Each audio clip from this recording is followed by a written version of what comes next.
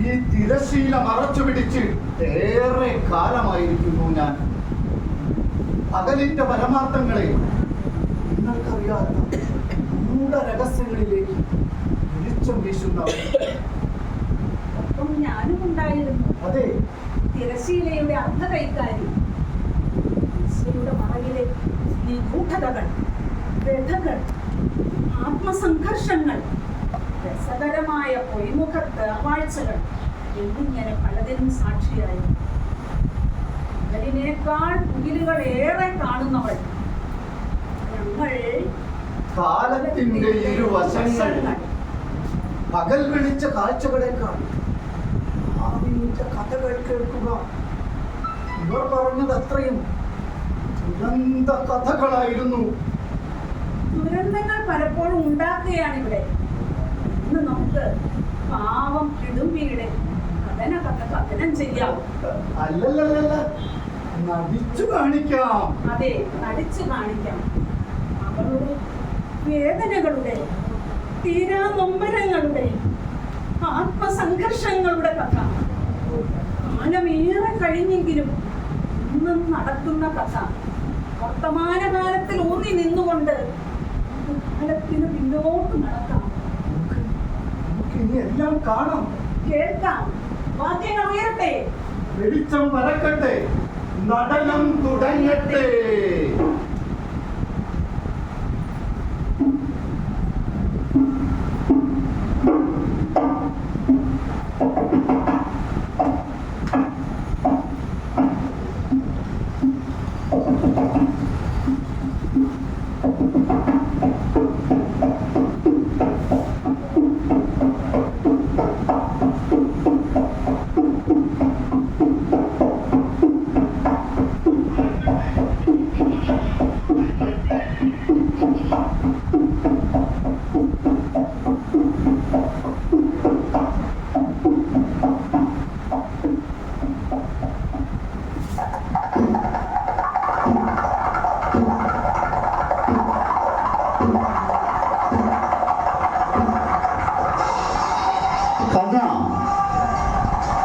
രാക്ഷസൻ കൗരവസേനയെ മുഴുവൻ മുടിച്ചു.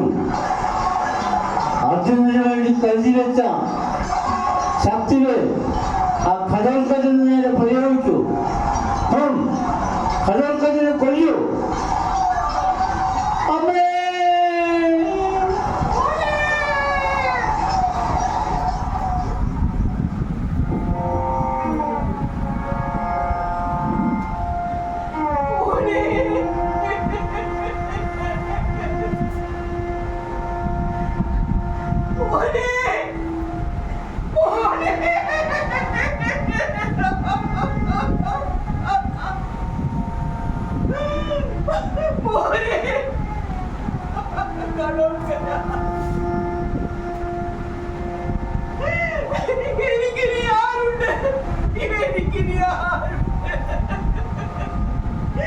എന്നെ ഏകയാക്കി നീ പോയില്ലേ?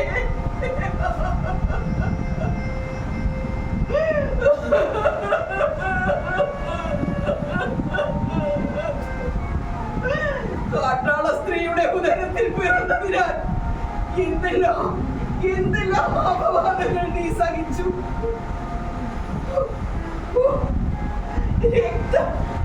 രക്തം പുരണ്ടു ഉള്ള നിന്റെ ഈ കിടപ്പ് എനിക്ക് താങ്ങുക വയ്യ. എനിക്ക് താങ്ങുക വയ്യ.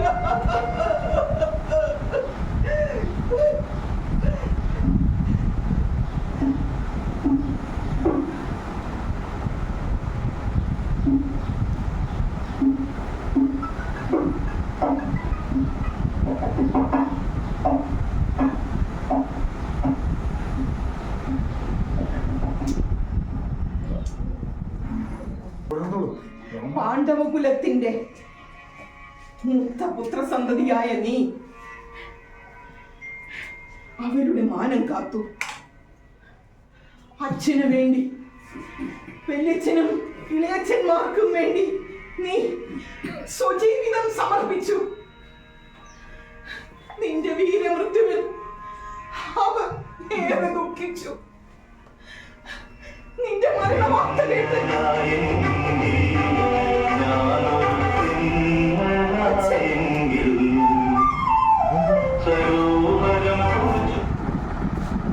നിന്റെ മരണവാർത്ത കേട്ട് അച്ഛൻ പൊടിമണ്ണിൽ വീണ് ഉരുളുന്ന കാഴ്ച എനിക്ക് ഓർക്കുക വയ്യ.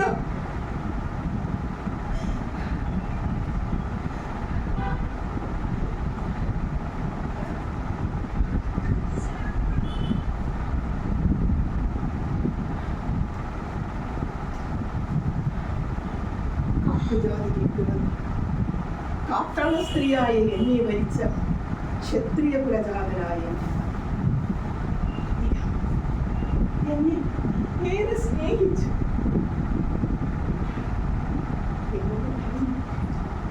പ്രിയേ, ചുരുങ്ങി നിന്നെ ഒരിക്കലും ഞാൻ കൈവിടില്ല. നീ ഒരിക്കലും ഇല്ലേയല്ല. അവസാനം വരെ ഞാൻ നിന്നോടുകൂടി ഉണ്ടായിരിക്കും.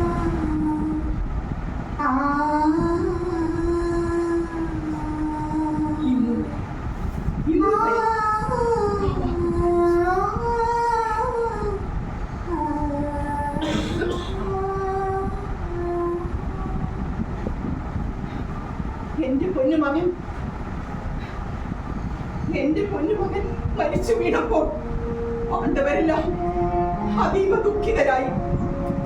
പക്ഷേ കൃഷ്ണനുണ്ടല്ലോ, കൃഷ്ണൻ സന്തോഷം കൊണ്ട് സിംഹാരവം മുഴക്കി.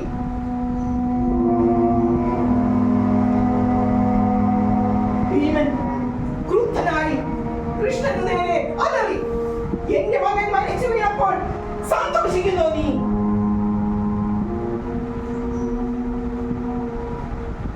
കൃഷ്ണൻ പറഞ്ഞു, ഘടോത്കചൻ മരിച്ചതിലല്ല ഞാൻ സന്തോഷിക്കുന്നു, കർണന്റെ ശക്തിയെ നഷ്ടപ്പെട്ടതിനാലാണ്. ഇനി കർണപദം എടുക്കും.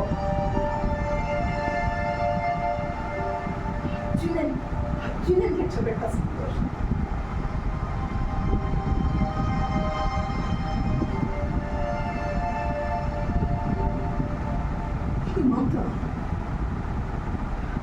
അത് മാത്രമാവാൻ വഴിയില്ല.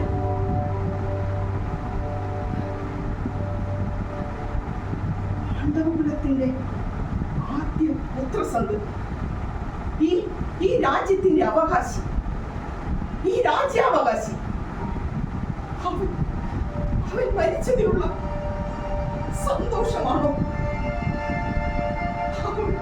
അവൻ മരിച്ചതിലുള്ള സന്തോഷമാണോ? അറിയില്ല, എനിക്ക് ഒന്നും അറിയില്ല.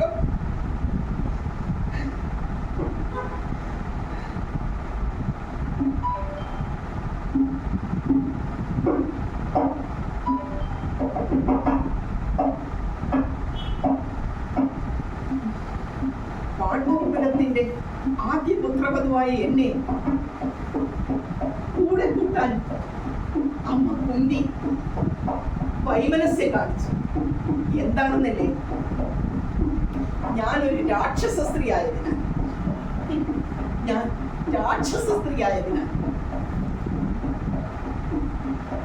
എന്നെ പോറ്റി വളർത്തിയ ഈ പ്രകൃതി ദേവി തന്നെ എന്നെ കാത്തുരക്ഷിച്ചു. ഈ കാടിന്റെ മകളായി ഞാൻ ജീവിച്ചു. ഈ കാടും കാട്ടാറും മലകളും മാനും മയിലുമെല്ലാം എന്റെ തോഴിമാരായി. പാണ്ഡവ മധ്യവനിൽ പിറന്ന എന്റെ മകൻ അച്ഛനെ കാണാതെ വളർത്തി. അല്ല, ഞാൻ വളർത്തി. അസ്ത്രവിദ്യയിലും ആയുധത്തിലും അവൻ കേവനായി വളർത്തി.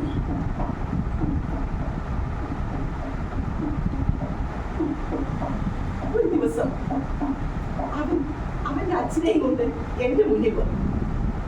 എന്തിനാണെന്നല്ലേ, എന്റെ നോമ്പ് തുറക്കാൻ ഒരു മനുഷ്യനെ ഭക്ഷണമായി വേണമെന്ന് ഞാൻ അവനോട് പറഞ്ഞപ്പോൾ അവൻ പിടിച്ചു കെട്ടിക്കൊണ്ടുവന്നത് അവന്റെ അച്ഛനെ തന്നെയാണ്.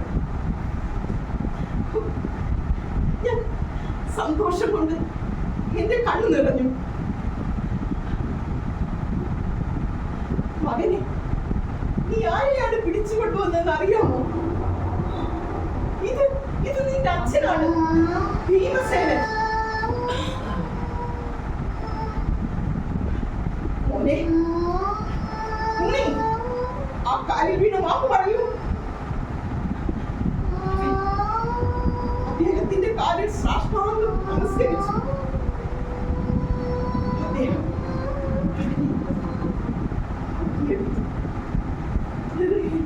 ചുംബിച്ചു. ആയുധ നൈപുണ്യത്തിൽ ഉണർന്നില്ല.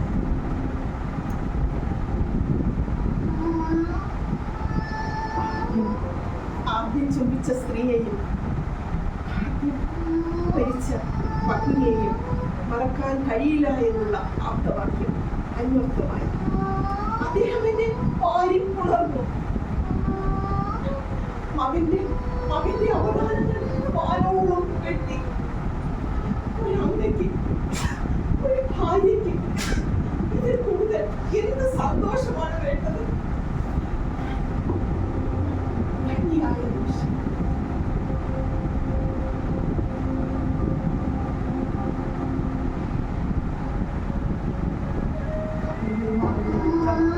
ആസന്നമായതിനാൽ മകന്റെ ആയുധ നൈപുണ്യം കണ്ട് അദ്ദേഹം പറഞ്ഞു, ഇവൻ എന്റെ മകൻ, എന്നേക്കാൾ കേവൽ.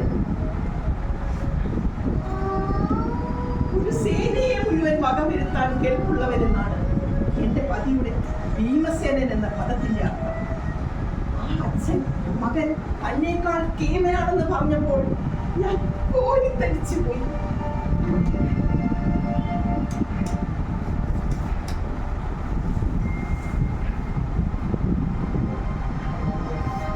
എന്റെ കുഞ്ഞുമകൻ കൗരവപ്പടയെ മുഴുവൻ കൊന്നടങ്കം കൊന്നൊടുക്കി മുന്നേറുമ്പോൾ ദുര്യോധന ജ്യേഷ്ഠൻ ഭയന്നു വിറച്ചു.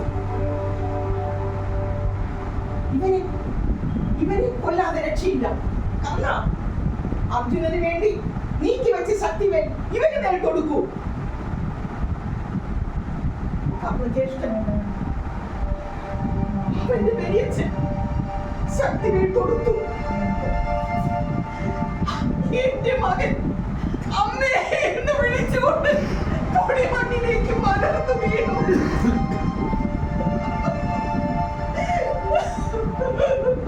അമ്മേ, കുന്തി, ഗാന്ധാരി, എനിക്കാരുമില്ലാതായില്ലേ? എന്റെ മകന്റെ നഷ്ടം എനിക്ക് മാത്രം.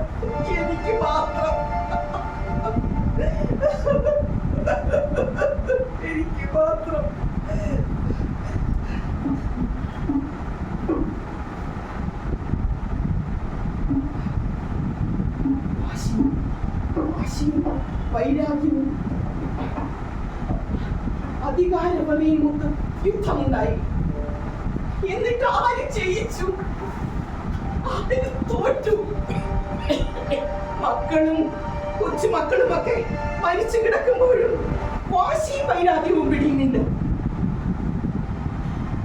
അനുജത്തി പാവം അനുജത്തി ദ്രൗപദി എന്തെല്ലാം സഹിച്ചു. കൊടിയ ദുഃഖവും വേദനകളും ഏറ്റുവാങ്ങി. പിഞ്ചു മകൻ അഭിമന്യുവിനെ സ്വന്തം ചോരകൾ തന്നെ കൊലപ്പെടുത്തിയില്ലേ?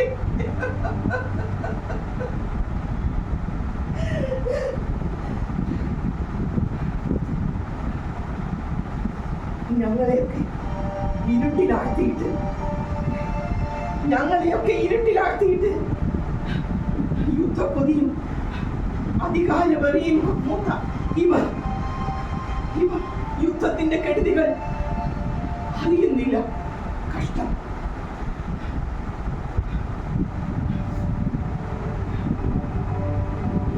ആസുരതയുടെ പര്യായമായ യുദ്ധം,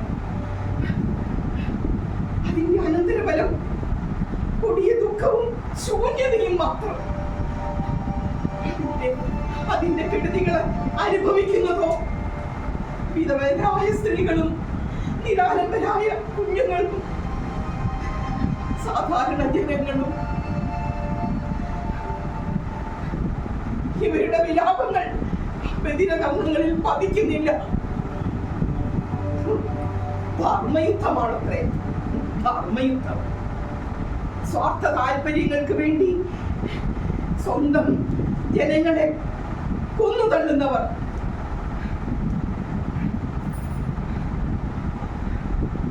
ഇനിയൊരു യുദ്ധം ഞങ്ങൾക്ക് വേണ്ട. ഈ വിലാപങ്ങൾ നിങ്ങൾ കേൾക്കുന്നില്ലേ അമ്മേ? 10 മാസം ഉദരത്തിൽ ചുമന്ന ഒരമ്മയുടെ ആത്മരോധനമായിട്ട് കാട്ടാള സ്ത്രീ ആയതിനാൽ, കാട്ടാള സ്ത്രീയുടെ ഉദരത്തിൽ പിറന്നതിനാൽ മരിച്ചത് നന്നായി എന്ന് പുലമ്പുന്നവർ ഞങ്ങളും മനുഷ്യരാണ്. വികാര വിചാരങ്ങളും ചോരയും നീരുമുള്ള മനുഷ്യർ. മകനെ ഖഡോർഖജ, നീ ഒരു അഗ്നി നക്ഷത്രം പോലെ ജനഹൃദയങ്ങളിൽ ജ്വലിച്ചു നിൽക്കും.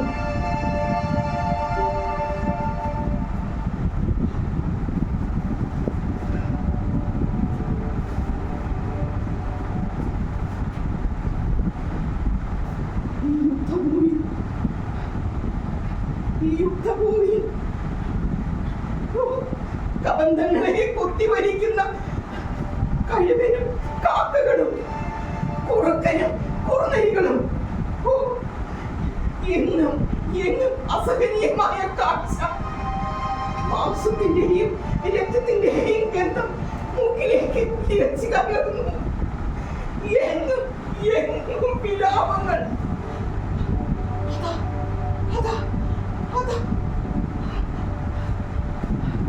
മനുഷ്യരക്തം വാർന്നൊഴുകി ഒരു പുഴ പോലെ എന്റെ നേരെ പാഞ്ഞു വരുന്നു. അയ്യോ അമ്മേ!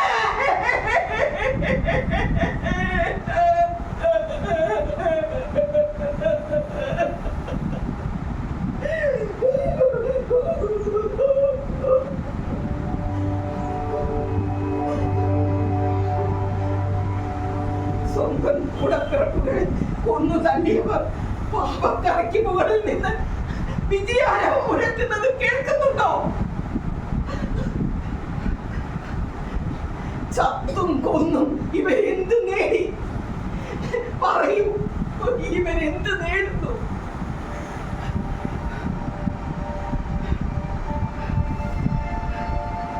ഇനിയൊരു യുദ്ധം ഇവിടെ വേണ്ട. ഇനിയൊരു യുദ്ധം ഞങ്ങൾക്ക് വേണ്ട.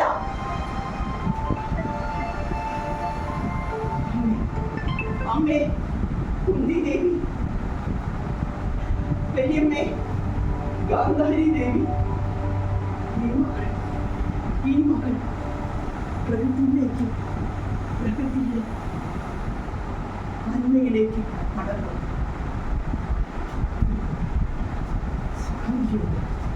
സമാധാനം ഇനി ഇവിടേക്കില്ല. ഒരിക്കലും ഇവിടേക്കില്ല. അമ്മേ,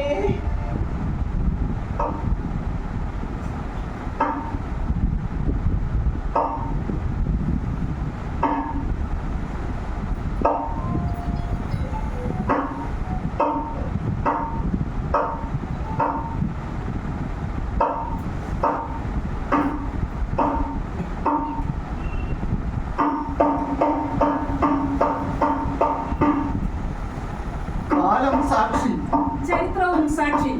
ചരിത്രത്തിലുള്ളവരും ഇല്ലാത്തവരുമായ എല്ലാവരും പറഞ്ഞു വലിയ വിപത്താണ്. ഈ വർത്തമാനകാലത്തും അത് തന്നെ സംഭവിക്കുന്നു. മനുഷ്യൻ മുറിവുകൾ ഉണ്ടാക്കിക്കൊണ്ടേയിരിക്കുന്നു. ഈ ഭൂമിയിൽ ആർക്കാണ് യുദ്ധം വേണ്ടത്? ഇവിടെ ആരാണ് യുദ്ധം ഉണ്ടാക്കുന്നത്? ഈ ഭൂമിയിൽ ഇനി ഒരു യുദ്ധം വേണോ? ഈ ഭൂമിയിൽ ഇനി ഒരു യുദ്ധം വേണ്ട. വേണ്ട. വേണ്ട.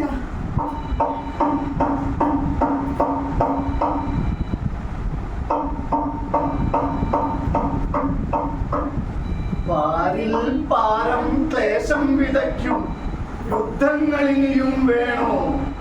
സ്വസ്തി നിങ്ങൾക്കു നേരുന്നു ചൊല്ലാം ഭരതവാക്യവും.